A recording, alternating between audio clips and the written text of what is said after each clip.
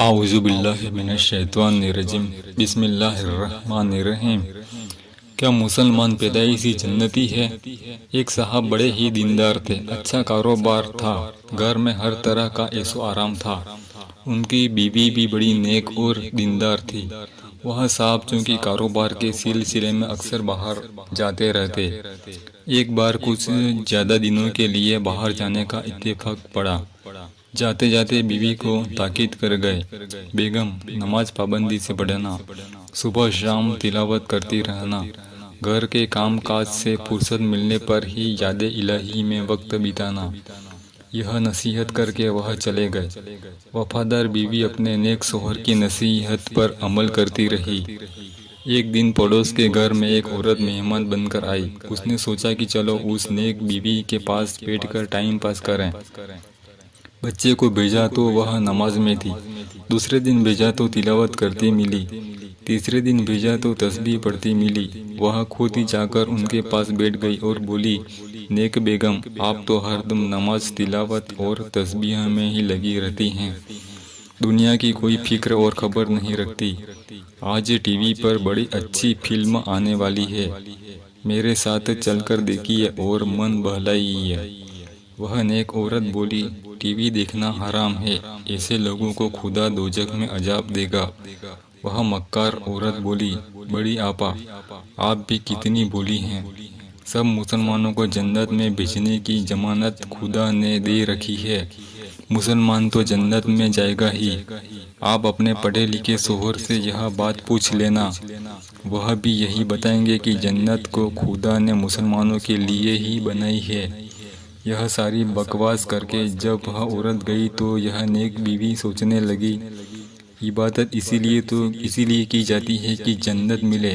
जब जन्नत मुसलमानों का पैदाइशी हक है तो फिर इतनी इबादत की क्या ज़रूरत। बहरहाल उनके दिल की दुनिया बदल गई। वह भी आम औरत की तरह आज़ाद हो गई। कुछ दिनों बाद जब नेक शोहर आए तो बीवी को पड़ोस के बच्चों के साथ गाना सुनते देखकर हैरान रह गए। बीवी पर बरस पड़े। बीवी ने उन्हें आराम से बिठाया और ठंडा पानी पिलाकर पूछा, आप यह बताएं कि क्या मुसलमान जन्नत में नहीं जाएंगे। शोहर ने कहा, हाँ, मुसलमान जन्नत में जरूर जाएंगे। बेगम बोली, तो फिर इतनी नमाज व इबादत की क्या ज़रूरत। बीवी की जबानी ऐसी बकवास सुनकर वह हैरान रह गए। कोई जवाब न बन पड़ा। घर के अंदर गए तो देखा कि गोदरेज की अलमारी के नीचे कीमती कपड़े यूं ही गंदे पड़े हुए हैं। बीवी की ऐसी लापरवाही पर शोहर जल्ला गए। बोले, इतने कीमती कपड़ों की तुमने यह हालत कर रखी है। बीवी ने कहा, जनाब, यह गंदे हैं, अलमारी में रखने के काबिल नहीं।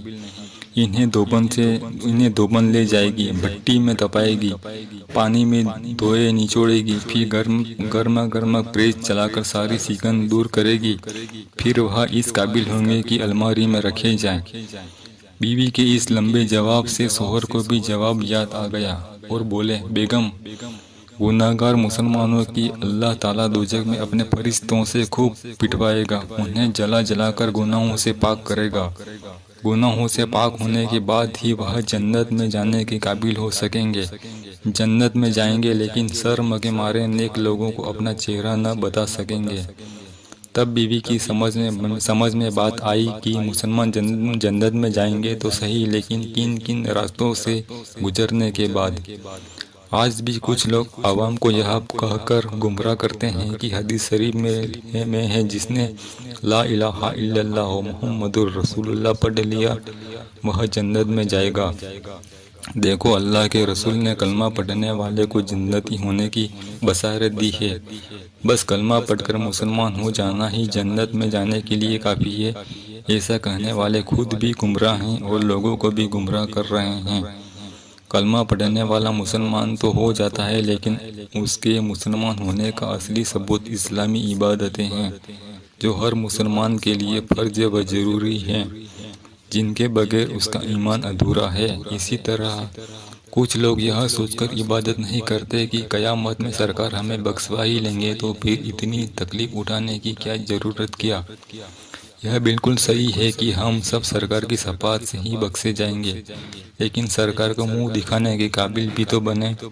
सरकार ने ही तो खुदा के फरमान के मुताबिक इबादत करने वालों को सवाब और इनाम की बशारत दी है, और फर्ज इबादत छोड़ने वालों को खुदा के दर्दनाक अजाब से डराया है। इसलिए कोशिश ऐसी करिए कि बगैर जहन्नम में सजा भुगते जन्नत में जाने का रास्ता पैदा हो सके। सल्लल्लाहु ताला अला मुहम्मद सल्लल्लाहु ताला अलैहि व आलिहि वसल्लम।